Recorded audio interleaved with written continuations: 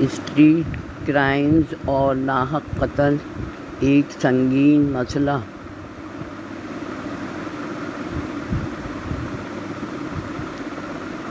ملک میں بڑھتے ہوئے اسٹریٹ کرائمز اور ڈکیتی کی وارداتوں کے دوران قتل ہو جانے والے بے گناہ افراد کا اپنی جانوں سے ہاتھ دھو بیٹھنا معاشرے کے لیے ایک سنگین مسئلہ اور ہم سب کے لیے ایک لمحہ فکریہ ہے۔ لوٹ مار اور چھینا جھپٹی میں قتل ہونے والا ایک خاندان کا سربراہ ہوتا ہے یا اس کے بیوی، بچے، والدین، بہن بھائی، دادا دادی، نانا نانی، ان سب کو دکھ درد کے سمندر میں دھکیل دیا جاتا ہے اور قیمتی اشیاء، پیسے، موبائل فون، گاڑیاں، موٹر سائیکل چھین کر فرار ہو جاتے ہیں۔ پولیس مقابلوں کے دوران اتنی غفلت اور لاپرواہی برتی جاتی ہے کہ فائرنگ کی زد میں آ کر شہری بھی اپنی جانوں سے ہاتھ دھو بیٹھتے ہیں۔ صرف 2 ماہ میں 25 سے 30 افراد ان اسٹریٹ کرمنلز کے ہاتھوں قتل کر دیے جاتے ہیں۔ مجرموں کو غیر قانونی اسلحہ بازار سے بآسانی مل جاتا ہے۔ یہ کہاں سے آتا ہے اور کیسے آتا ہے، یہ ایک سوالیہ نشان ہے۔ عادی مجرموں کو ضمانتوں پر چھوڑ دیا جاتا ہے اور وہ پھر واردات کرتا ہے۔ کرائمز میں ملوث افراد۔ نمبر 1، نوجوان۔ اکثر اسٹریٹ کرائمز میں ملوث افراد نوجوان ہوتے ہیں جو بے روزگاری یا کسی اور وجہ سے جرائم کی طرف مائل ہو جاتے ہیں۔ نمبر 2، منشیات کے عادی افراد جو اپنی لت پوری کرنے کے لیے چوری یا ڈکیتی کرتے ہیں۔ نمبر 3، پیشہ ور مجرم۔ کچھ افراد اپنے مستقل طور پر جرائم کرتے ہیں اور اس کو بطور پیشہ اپناتے ہیں۔ نمبر 4، گینگز کے ارکان۔ بعض اوقات یہ جرائم گینگ ممبر یا منظم گروہوں کی طرف سے کیے جاتے ہیں جو اپنے علاقے پر قبضہ یا اثر و رسوخ قائم کرنے کی کوشش کرتے ہیں۔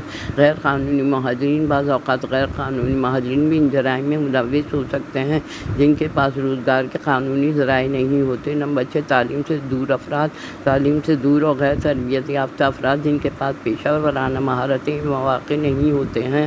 اسٹریٹ کرائمز کی وجوہات۔ نمبر 1، غربت، مالی مشکلات اور روزگار کی کمی لوگوں کو جرائم کی طرف دھکیل سکتی ہے۔ نمبر 2، تعلیم کی کمی۔ تعلیم کی کمی کی وجہ سے نوجوانوں کو روزگار کے مواقع محدود ملتے ہیں جس سے وہ جرائم کی طرف مائل ہو سکتے ہیں۔ نمبر 3، منشیات کا استعمال۔ منشیات کی لت میں مبتلا افراد اپنے نشے کی طلب پوری کرنے کے لیے چوری اور ڈاکہ زنی جیسے جرائم کا سہارا لیتے ہیں۔ خاندانی مسائل۔ خاندانی جھگڑے اور گھر کے اندرونی مسائل بھی بعض اوقات افراد کو جرائم کی طرف مائل کر سکتے ہیں۔ سماجی عدم مساوات۔ معاشرتی ناانصافی، عدم مساوات کی وجہ سے افراد میں غصہ اور بغاوت پیدا ہوتی ہے جو جرائم کی صورت میں ظاہر ہوتی ہے۔ کمزور قانون نافذ کرنا۔ اگر پولیس اور عدالتی نظام مؤثر نہ ہو تو مجرموں کو پکڑنے اور سزا دینے میں ناکامی ہوتی ہے جس سے جرائم بڑھ جاتے ہیں۔ ماحول کا اثر۔ جرم سے متاثرہ علاقوں میں رہنے والے نوجوان جرائم پیشہ افراد کے زیر اثر آ جاتے ہیں۔ مجرم کو بازار سے اسلحہ بآسانی مل جاتا ہے اور یہ غیر قانونی ہوتا ہے، ہر کسی کے پاس موجود ہوتا ہے۔ ہمارے عدالتوں کا کمزور نظام ایسا کر کے چھوٹ جاتی ہیں، ضمانت پر بری ہو جاتے ہیں۔ تدارک کے اقدامات۔ معاشی مواقع کی فراہمی، روزگار کے مواقع پیدا کرنا، مالی امداد فراہم کرنا، تعلیم و تربیت، منشیات سے بچاؤ، خاندانی معاونت، سماجی ناانصافی،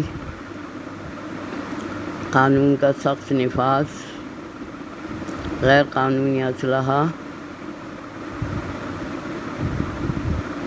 سیف سٹی پروجیکٹ کو فعال کرنے کی ضرورت ہے۔ ان اقدامات سے اسٹریٹ کرائم کی وجوہات کو کم کیا جا سکتا ہے اور معاشرے کو زیادہ محفوظ بنایا جا سکتا ہے۔ پولیس مقابلوں کے دوران شہریوں کی جان جانے کے واقعات انتہائی